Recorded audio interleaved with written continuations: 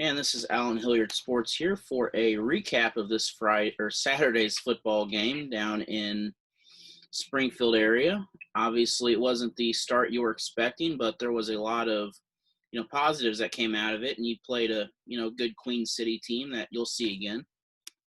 Yeah, it was a good experience, and it was somewhat what I expected. We went down, we played an established football team just outside of Springfield and Nixon, Queen City, like you said.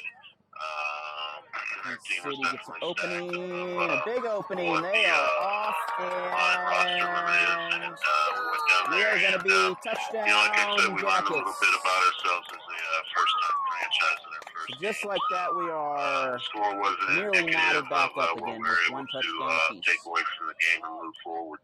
Minor. Okay, and kind of who were some of the players that kind of impressed you a little bit during the game? On either side. Well, just taking a look at the stats, it really came on the defensive side of the ball. Touchdown.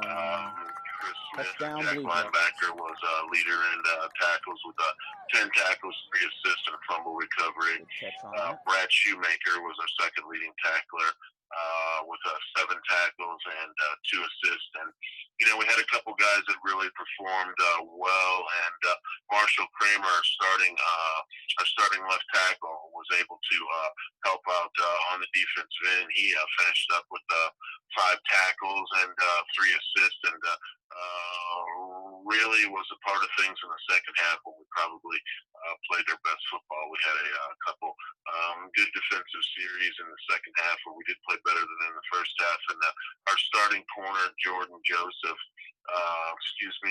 Jordan, 5 tackles, 2 assists, and a fumble recovery. So aside from that, offensively, Brady Brockmiller had our 2 touchdowns. He had 1 in the air and 1 on a return.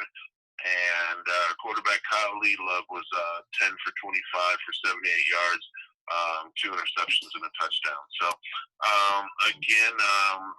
things on the scoreboard didn't go the way we want, but we were able to learn a lot about ourselves. And before Saturday was over, we were already trying to get better and make adjustments and see what we could do to improve our team. So now coming into this week, you have a bye week, which will basically pit the two top teams at the moment against each other.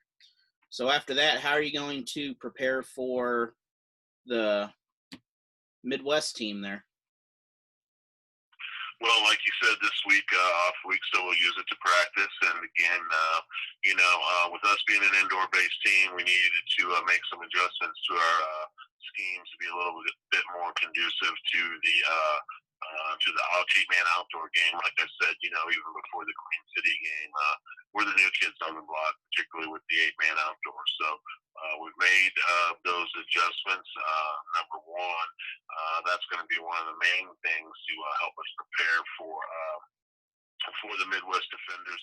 And then number 2, we just have to travel better. We have to have better numbers. We have to get closer to that league limit of 32 dress players per game, and we have to get closer to that to be more competitive, have some more depth. And then the third thing is, just take a look at the film, take a look at what we're doing, and take a look at what they're doing. Make the trip down to Nixa this week to get a look at them against Queen City and go from there.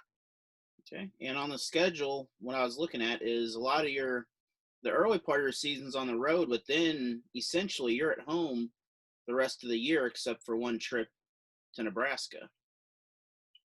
Yeah, it should be interesting. Again, new franchise, first couple games on the road, we get an opportunity to really learn about ourselves. We also get the opportunity to again, make those adjustments, figure out what we need to do to get better. We have some of our players who aren't able to make the road games, so I know that we will put together a strong home team. We have some guys who are coaches involved with some high school programs around here right now, and everything going on with COVID. Those teams and programs are behind. So Most coaches are basically really required to be there all through the week right now. And so, again, Midwest Defenders are next. We're not looking past anybody. We'll need to prepare for them. They're an established football team with some experienced guys down there that know the 8-man outdoor game. We'll have to make the adjustments and go down there in a couple of weeks, and come out of there with a win and prepare for that home run of games that you were talking about. And so for those of you wanting to watch the game against West Plains, Midwest Defenders there, it'd be on the Gateway Yellow Jackets or Blue Jackets YouTube page there. Kind of how is that helping out, with reach and, families that can watch the game, especially on the road? Well, it's really been working out great. It's been a great association with you and your company. And again, suggest that not only do you subscribe to the Gateway Blue Jackets page, that they also subscribe to your page as well, because you have not only coverage of our games, you have some great youth and high school sports on there as well. So we've been extremely happy with the partnership. And to be quite honest with you, as we were talking just a little bit before we went live here, the numbers reflect that right now it's been a good partnership, good for both parties, and that's the way it should be. All right, and thanks a lot. And we will see you in a couple weeks down there in West Plains off Highway 63 for sounds like a good matchup. Sounds good. Appreciate the coverage as always. Doing a great job, man. All right, not a problem.